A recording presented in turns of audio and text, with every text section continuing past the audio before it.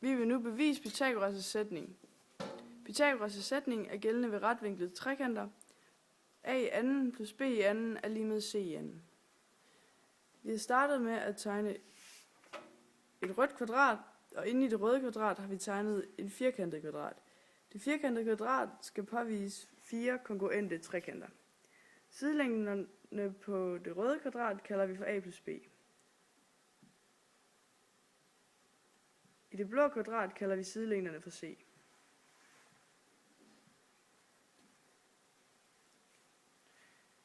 Hvis vi tager udgangspunkt i en af de kongruente trekanter, kan vi først benævne punkterne i den som A, B og C. I en hvilken som helst trekant ved vi, at sætning 1 gælder, altså vinkelsummen i den er lige med 180. Da vinkel C er retvinklet, kan man se på, den er 90 grader, og derefter benævner vi B som V, og til sidst kan vi så definere A som 90 minus V. Vi vil nu påvise, at det blå kvadrat er et kvadrat, ved at bestemme, at den er 90 grader. Vinklen kalder vi for x. Dermed bliver den x lige med.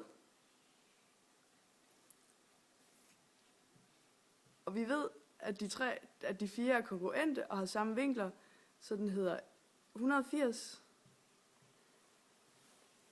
minus parentes 90 minus v, parentes slut, minus v. Det bliver så x lige med 180 minus 90 plus v og minus v. V'erne går op med hinanden.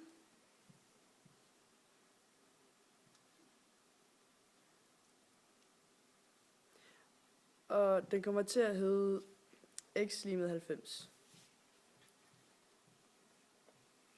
Da de andre trekanter også er kongruente, kan vi gøre det samme med de andre vinkler for at finde de resterende, og de er alle sammen hver 90 grader. Ergo, det vil være et kvadrat, det blå i midten. Herefter vil vi gerne definere arealet af den store røde kvadrat yderst. Det vi gør på 2 måder, og ved at sætte dem op over for hinanden, kan vi komme frem til noget vigtigt måske. For det store kvadrat kan vi sige a plus b i anden.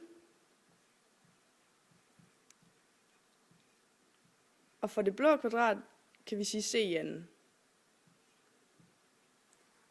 Vi ved, at arealet af en hvilken som helst trekant er en halv gange a gange højde gange grundlinje. En halv gange højde gange grundlinje. I vores tilfælde bliver det en halv gange a gange b. Og da det store kvadrat også er lige med det lille kvadrat plus de 4 kongruente trekanter, kan vi plusse c i anden sammen med 4 gange en halv gange a gange b.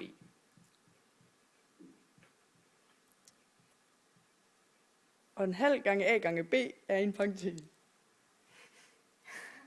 Vi plusser det blå kvadrat, c i anden, og det kan vi så sætte lig med arealet af det store kvadrat, nemlig parentes a plus b i anden.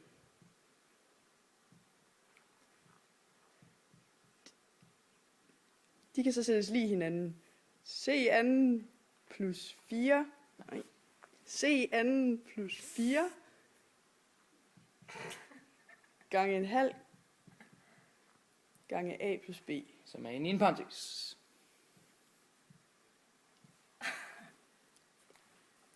For det første led kan vi bruge kvadratsætningen. Det kommer dermed til at hedde a i anden plus b i anden plus 2ab. Næste led bliver c i anden og 2ab. 2ab. 2ab går op med hinanden, og vi har dermed tilbage A anden plus B anden er lige med C anden. Vi har hermed bevist Pythagoras sætning gennem et bevis. Yay!